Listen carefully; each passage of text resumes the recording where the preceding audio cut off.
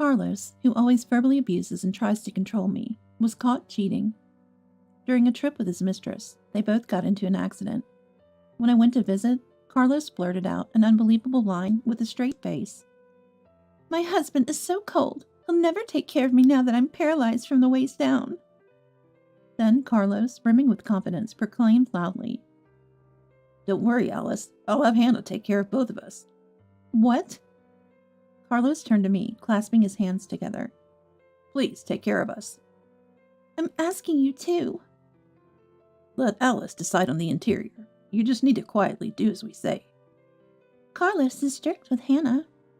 "She's just a housekeeper, after all." Their outrageous words ignited a deep anger within me. "Take care of you, you say? What are you even talking about? You didn't wash a single dish when I broke my arm. Why don't you ask your mistress?" I am Hannah Johnson, a 52-year-old homemaker. I live with my husband Carlos and his stepchild Percy. Carlos seemed hardworking and sincere when we dated, but after we married, he turned out to be a typical henpecked husband. I was confused, but Percy, who lost his mother at a young age, adored me like his real mother. The bond between Carlos, Percy, and me was so endearing that I couldn't break it, so I decided to wait and see, hoping that someday Carlos would change. The first time I felt something was off was 2 years after our marriage.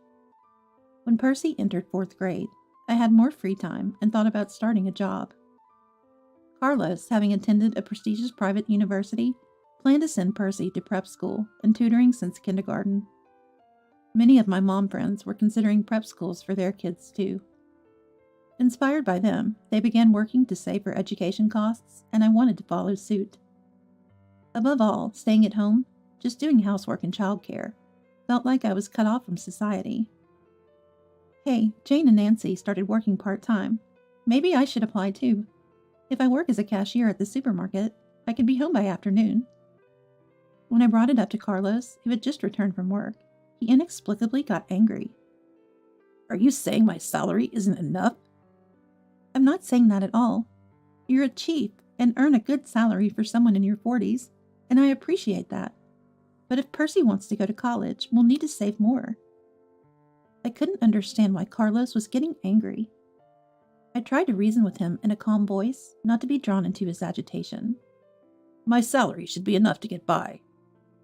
"For now, yes, but if Percy wants to go to college far away, or live alone, we won't have enough."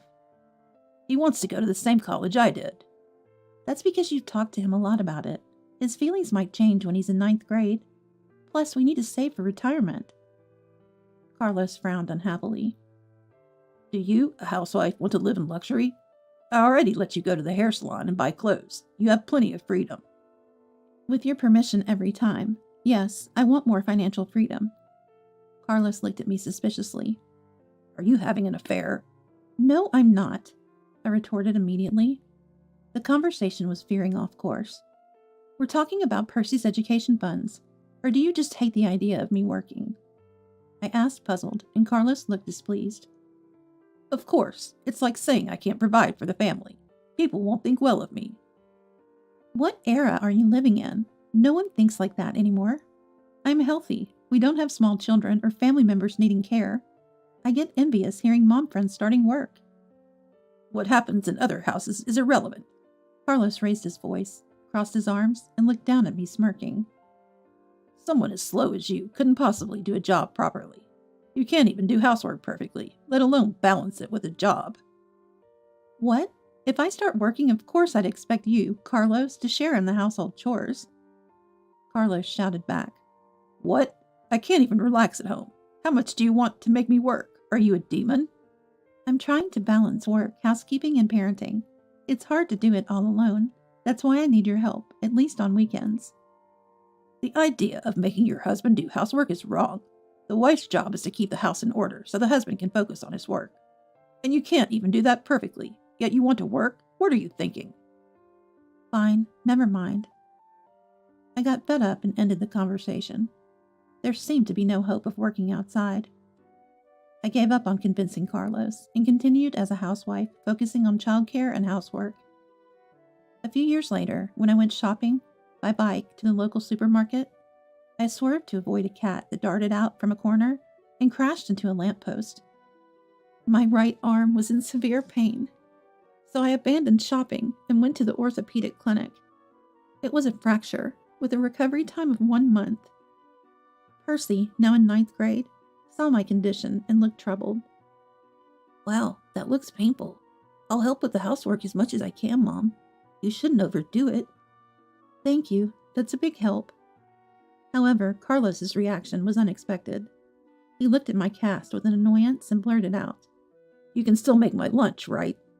Sorry, I can't grip a knife with my dominant hand injured. Could you buy lunch from the grocery store for a while? Breakfast will be frozen food for now. Carlos turned red with anger. A housewife who can't clean, cook, or take care of her husband? What's the point of having you around? I hate the idea of supporting a freeloader. But the doctor said I shouldn't move it too much. I'm sorry. Can you bear with it for just 1 month? When I acted apologetically, Carlos finally calmed his anger. It can't be helped. Kicking out an injured person would leave a bad taste. Be thankful for my kindness in keeping a useless person like you around. His arrogant words were frustrating, but I just smiled thinly and didn't argue. Then Carlos really just left me at home, not even bothering to wash a single dish he used.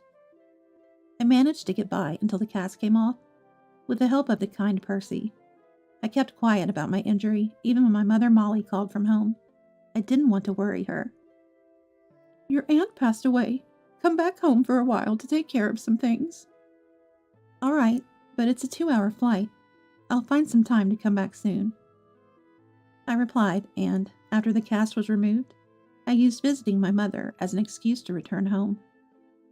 With college admission looming, Percy was studying hard every night at cram school and attending special lectures during holidays.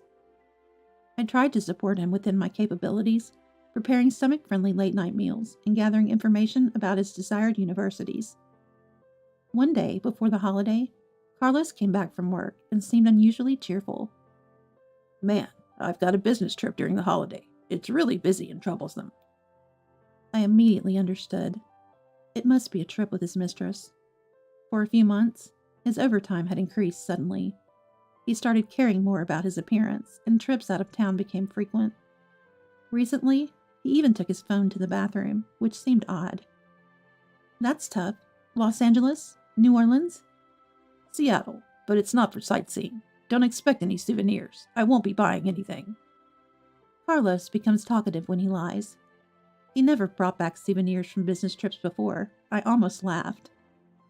As Carlos happily packed his brand-name suits and shirts into his suitcase, I said pointedly, You seem quite excited for a business trip. I'm going to play golf with a client. He's a good match for me, and I'm looking forward to dinner too. Oh, really? There was even a Seattle guidebook nearby. His blatant lies angered me, so after Carlos left, I spread out divorce papers on the dining table. Recently, while Carlos was asleep, I unlocked his phone using his fingerprint and confirmed his exchanges with his mistress. Messages like, You're the only one for me. We need to be careful not to get caught by your wife. And let's lie about a business trip and meet at a hotel were undeniable. I took photos of the messages and sent them to my phone. There was no escaping this evidence. But with limited proof and not wanting to disturb Percy before his exams, I planned to confront Carlos about divorce after gathering more evidence like photos of the two together. While cleaning, an unknown number called my mobile phone. Suspicious, I answered, and it was from the emergency center of the city hospital. Are you Mrs. Johnson? Yes. Mr. Johnson has been in a car accident and is seriously injured. I held my breath in shock. His life isn't in danger, but he needs emergency surgery. Can you come immediately? I understand. I was surprised by how much I was shaken. Even though my love for him had faded, it seemed I still had feelings of concern for him. I quickly prepared things like change of clothes and toiletries for the hospital stay and rushed to the hospital. There, I was immediately guided to Carlos's side. Carlos was in a semi-conscious state and didn't seem to recognize me. Blood seeped through the gauze on his forehead, and one side of his face was swollen and dark red. Soon a doctor arrived and told me the shocking news. We did a CAT scan earlier, and Mr. Johnson has damaged his spinal cord. Even with surgery, there's a high likelihood he'll be paraplegic. What? Please proceed with the admission formalities immediately. Understood. As I stepped out into the hallway, a police officer was waiting. He wanted to hear about the accident, but the person who was in the car with Carlos and the person he collided with were both unable to speak. As the officer was leaving, I took a chance and asked, "What about the person who was with him?" It was a woman in her 30s. Ah, as I thought. Even though I expected it, I felt a slight shock. It must be his mistress. That night, Carlos underwent surgery to repair his spinal cord injury. While some functions were restored, he was left with lower body paralysis. I took care of the admission and attended the surgery, but after that, I couldn't bring myself to visit him and asked Percy to do it. However, there was a day when Percy couldn't go, so I packed Carlos's clothes in a bag and went to the hospital room. Carlos, whom I'd met for the first time in a month, seemed surprisingly cheerful. I was shocked because I thought he would be upset about being paralyzed. He had started rehabilitation and was expected to be discharged next month. That meant we needed to remodel the house. Our old house had steps and narrow corridors, making it quite inconvenient for wheelchair use. We would receive disability benefits, and Carlos could switch to remote work, so money wasn't a problem. But the thought of having to take care of Carlos in the future weighed heavily on me. With this situation, it seemed hard to bring up divorce, like abandoning an injured person. I was about to just hand over the clothes and leave when Carlos invited me to the lounge. I'll treat you to a coffee as a thank you for coming. No, that's okay. Don't be shy. I thought maybe he had gone a bit crazy from hitting his head. But when we got to the lounge, the mystery was solved. In a deserted room, a woman in a wheelchair just like Carlos was waiting for us. Alice, it's been a day. Carlos, I've missed you. It's hard to meet with all the tests and rehab. Carlos's sloppy demeanor made me tighten my expression. So, this woman was his mistress. They must have had the accident while on a date.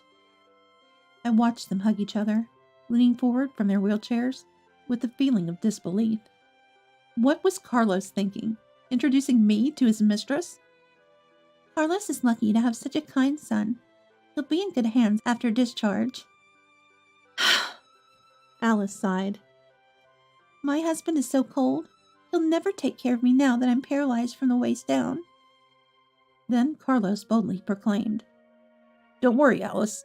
I'll have Hannah take care of both of us. What? In front of a stunned me and Alice, Carlos turned to me, clasping his hands together. Please, take care of us. Oh, right. Taking care of one or two. It's all the same. Alice, convinced, mimicked Carlos and clasped her hands together. Please, I'm asking you to. And while you're at it, make the room cute when you remodel it for wheelchair access. I absolutely refuse to live in a room with bad taste. Right. Hey, let Alice decide on the interior. Your taste is the worst. You just need to quietly do as we say. Carlos is strict with you, Hannah.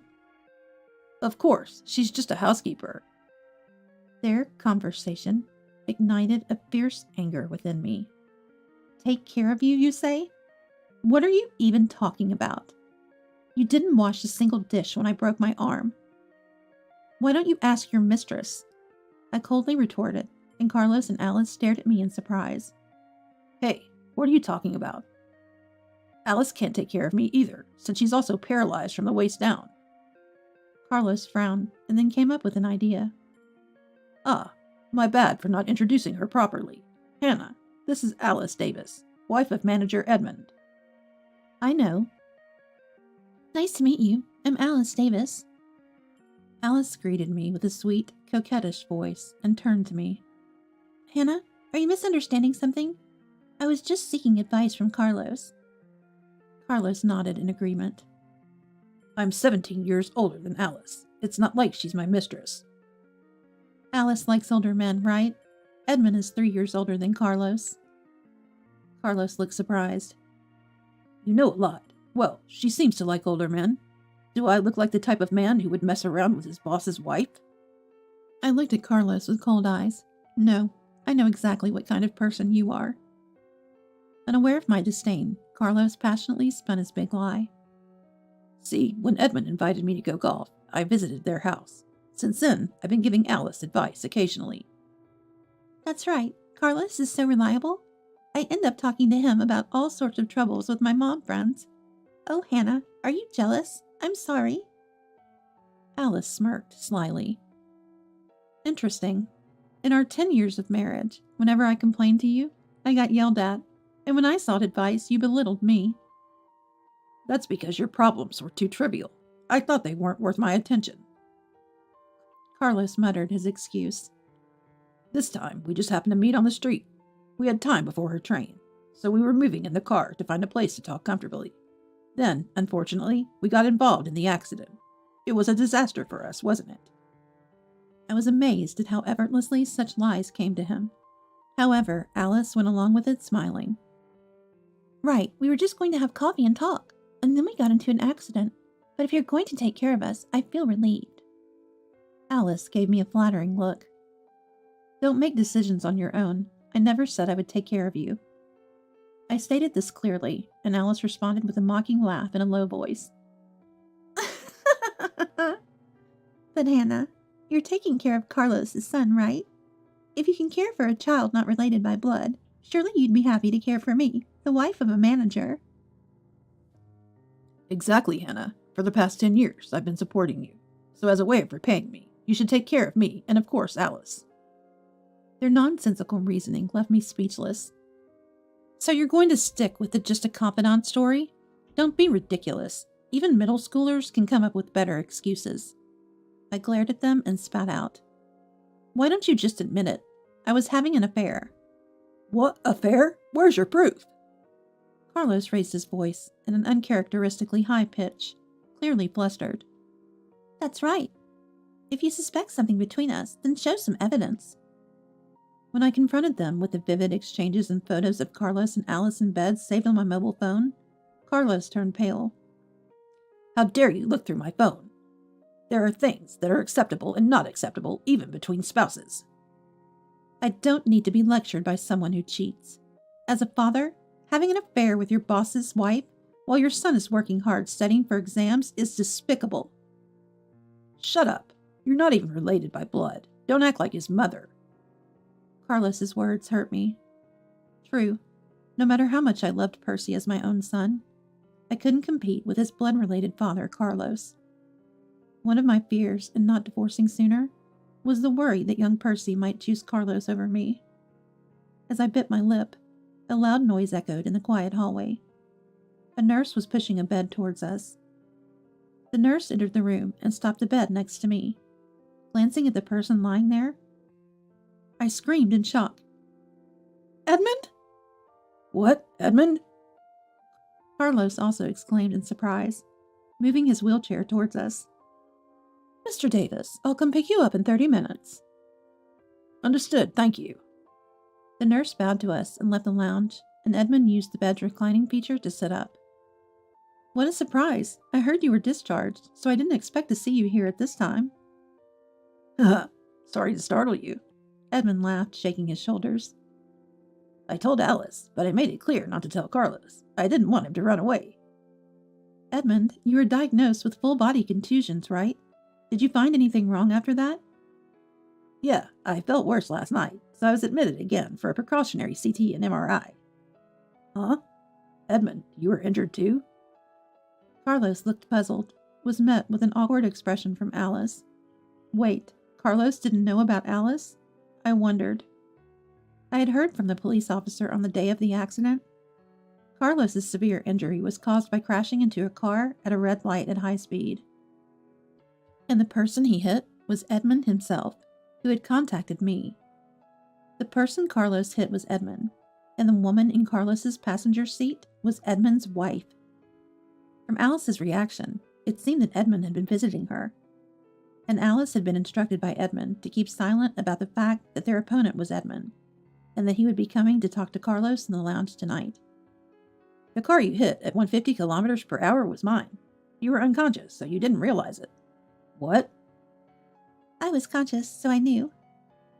Alice said sourly, and Carlos's eyes widened in shock. Then why didn't you tell me? I did when the accident happened. I said it was my husband's car. Not that. We dated here the day before yesterday. You should have told me then. If I had told you, my husband said he would demand a $50,000 affair compensation from you. Alice shouted. Just a minute ago, she was cute, but now she screamed with a demonic expression. You were just a fling. I never intended to divorce my husband. But because of the accident, he found out, and now my body is like this. I'm still young, and my life is a mess. Divorce confirmed. It's all your fault. How are you going to take responsibility? Alice. Carlos looked at her with a frightened gaze. Sorry, it's my fault. So I won't claim compensation for divorcing Alice, but of course I will from you. $50,000. Pay up. Edmund spread a wicked smile across his face. And Carlos, your insurance had expired, right? You're going to compensate for our medical bills and the $200,000 BMW you destroyed, right? Of course you'll pay, right? I asked you to drive slowly, but you had to show off in speed, idiot. Alice attacked Carlos with a harsh tone. And let me add, your endless bragging about your son is annoying. Alice contorted her face. Talking about how he has the same elite potential as you, and how he'll succeed in middle school exams and go to a state university, it's all trivial. You're a chief, but you're stingy with gifts, choose second-rate hotels and third-rate restaurants. I wondered what kind of woman would be married to someone like you. And it turns out she's not much either. What did you say? I don't want to be lectured by a woman who had an affair with this man. I immediately retorted. He's just proud and drunk on the idea of being desirable to a manager's wife. Any young and pretty woman would have done for him. That's why he drove recklessly to show off. Carlos, apparently guilty, looked down. If I mattered to you, you would have driven carefully. And now you want me to take care of your mistress too? That's a bad joke. Shut up. Carlos snapped at me and then hesitantly spoke to Alice. Alice, you're getting divorced from Edmund, right? So there's no problem with you marrying me. He stubbornly persisted even in this situation. No way. I've already told you. Alice firmly refused. I'll just rent an apartment after I'm discharged and live alone with the help of a home caregiver. I never want to see your face again, after putting me in this situation. She then pointed her finger at me and mocked. This man, after all his verbal abuse, still expects you to take care of him. How much has he belittled you? It's pathetic. Alice, stop it. Goodbye. Don't contact me anymore. After saying her piece, Alice skillfully wheeled herself back to her room. Carlos, you're paying the compensation and medical bills, plus the car damages. You'll get the bill after discharge. As the conversation ended, a nurse waiting outside the lounge came in. As Edmund's bed was pushed by the nurse around the corner of the hallway, Carlos, who had been watching, exploded in red-faced anger. Damn it, that woman, pretending to be in love with me, changes her attitude as soon as I become paraplegic. He came over in his wheelchair and clung to my arm. You'll take care of me, right? You're my wife, after all. I refuse. I pulled out the divorce papers and a pen from my bag and slammed them on the table.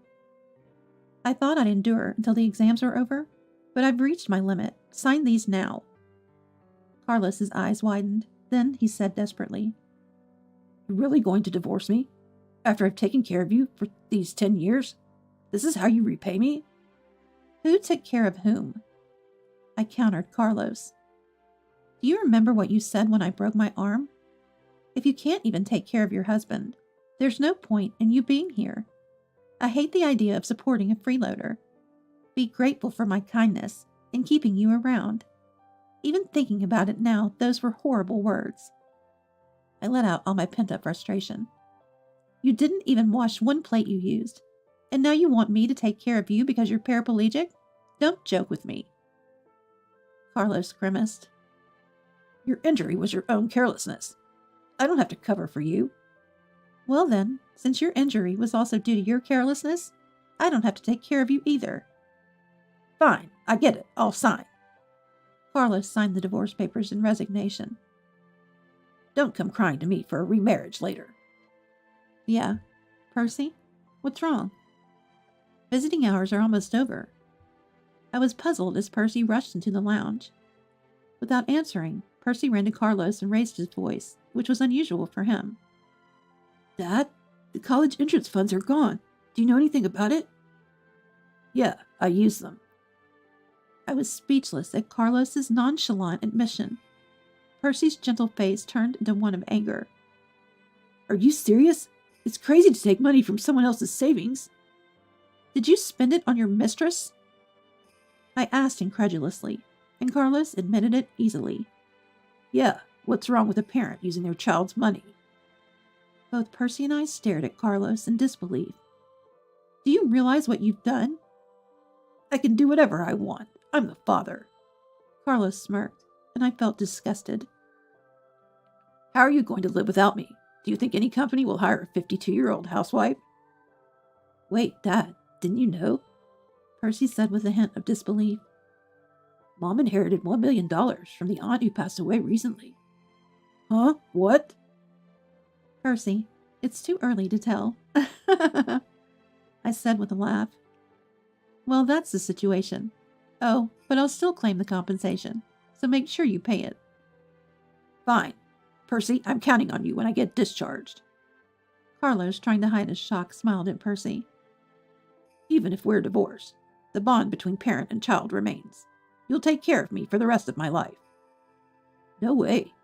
You used up my money and still ask for my help? What kind of nerve do you have? Percy smiled coldly. Besides, I'm going to a university far away. What? You're supposed to go to my alma mater. I changed my course a long time ago. I tried to tell you, but you were too busy to listen. No, Percy. He was too busy flirting with his mistress. Right. In the end, the family didn't matter to him. That's not true, Carlos exclaimed in panic. I've always cared for you guys. Sure, I had an affair and spent the savings on that woman. But you're the most important to me. I've worked hard and given all my salary to Hannah. That's expected. Nothing to brag about, Percy stated firmly. I've always hated how you treated Mom harshly since I was a kid. Really? I didn't know. Of course. I prefer my parents to get along. In my friends' houses, everyone does dishes and cooking, but at home, you'd boast.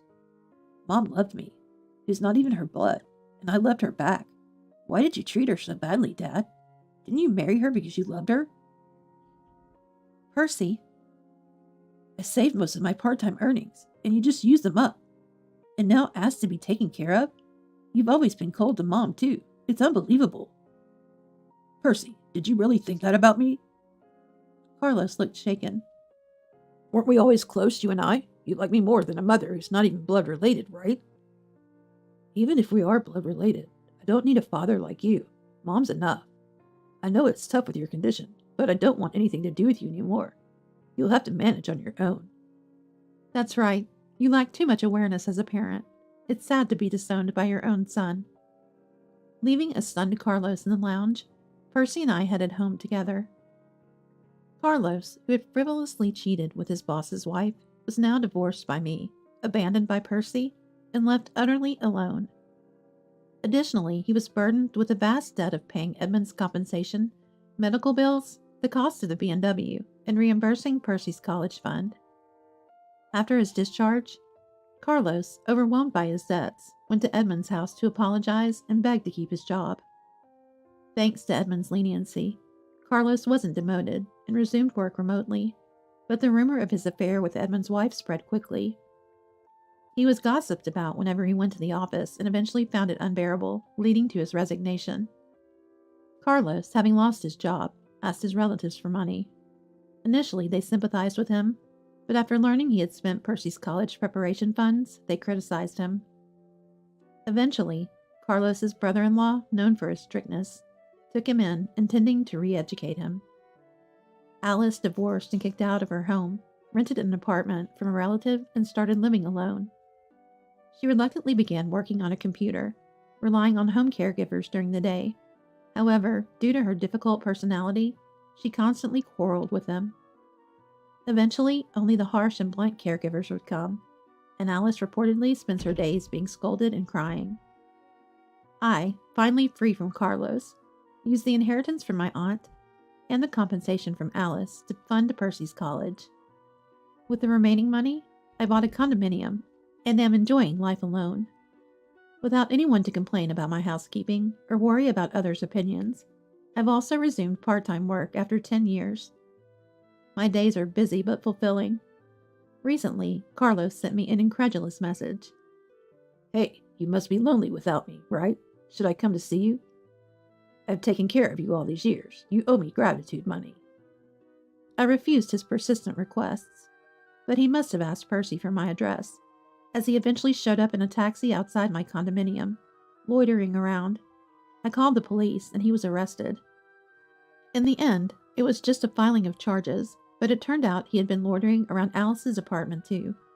The brother-in-law, furious when he came to pick up Carlos from the police station, placed Carlos under house arrest. Carlos now spends his days working on a computer from early morning to late at night, tirelessly repaying his debts. Percy, taking his father as an example of what not to be, is diligently studying and enjoying his university life. Though not related by blood, Percy is like a son to me. I look forward to warmly watching his continued growth.